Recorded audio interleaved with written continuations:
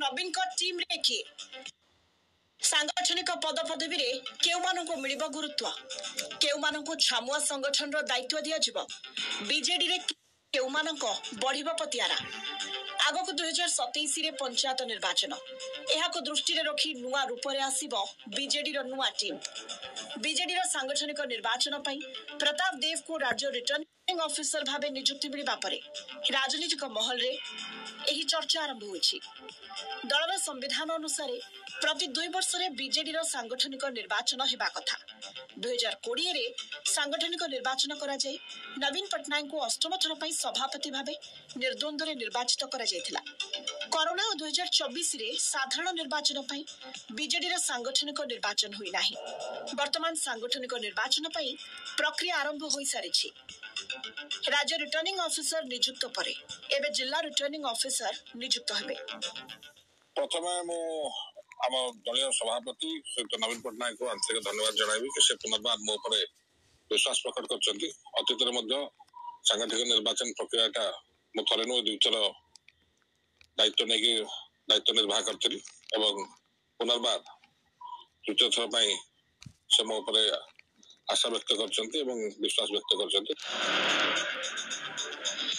panchayat block जिला और राज्य परिषद बीजेडी रो सांगठनिक निर्वाचन हेबो एहा परे प्रति निर्वाचन मंडली रो जणे लेखाए राज्य परिषद को निर्वाचित हेबे राज्य परिषद ही राज्य कार्यकारी कमिटी को चयन करिबो शेषरे दलर राज्य परिषद ही राज्य सभापति को चयन करिबे पूर्व बीजेडी सुप्रीमो समस्त कमिटी को भांगी देथिले एहा परे वरिष्ठ नेता देवी प्रसाद मिश्र अध्यक्षतार 15 जणिया समन्वय कमिटी गठन करी निर्वाचन पर्यंत दायित्व दैछन्ति गुरु दायित्व पार्टी इंटरनल इलेक्शन हुए प्रथम पर्याय आगे निर्वाचन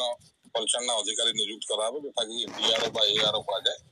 परवर्ती अवस्था तृणमूल स्तर आरंभ करी सर्वोच्च स्तर पर्यंत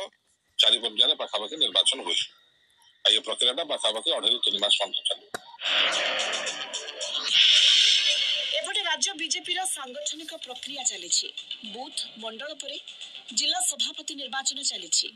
खूब शीघ्र राज्य सभापति निर्वाचन चलित मासर सांगठनिक निर्वाचन प्रक्रिया सरिबो बोली कुहा जाउछि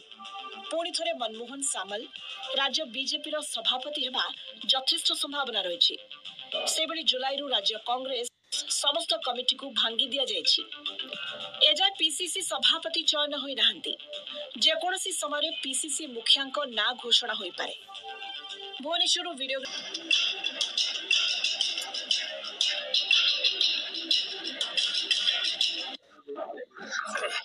समस्त को नमस्कार माननीय मुख्यमंत्री निर्देश रे एवं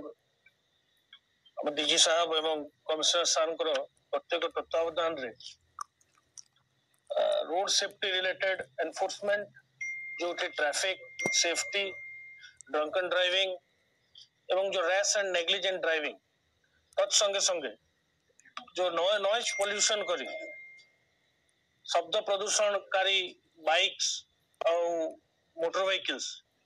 जोटा बेनियम साइलेंसर लगाउचंती एवं गोटे विकटाल शब्द प्रोड्यूस करूचंती जो विशृंखलता आचरण देखौचंती एवं विशृंखला होची समाज रे ताको कड़ाकड़ी भाव रे एनफोर्स करिवा पई ताको बंद करिवा पई मुख्यमंत्री हमको निर्देश देथिले एवं आमे आगरु जो सब एनफोर्समेंट एक्टिविटीज करथिलु ताको आउरी इफेक्टिव करिया पई आमे स्वतंत्र मुहिम कमिश्नरेट सहरांचल पुलिस तरफ आरंभ होईची सीपी सर डायरेक्टली हमको मार्गदर्शन देउचंती एवं हमर समस्त सीनियर ऑफिसर्स एई स्पेशल ड्राइव रे इन्वॉल्व अछंती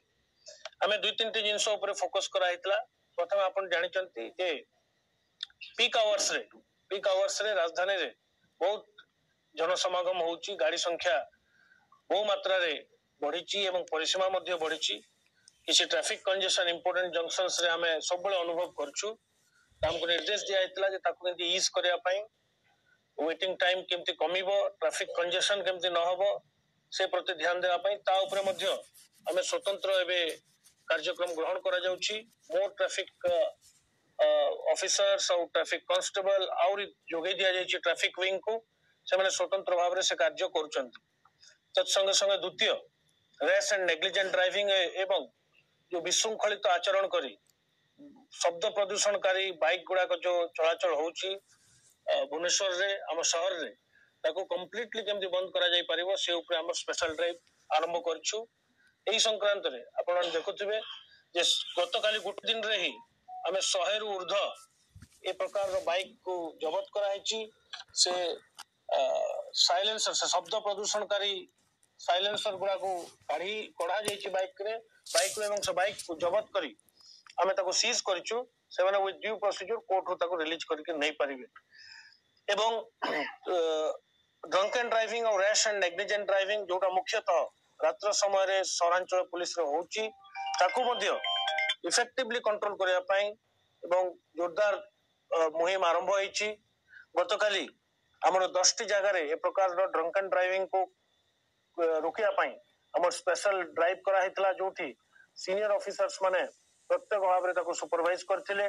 राति तमाम ए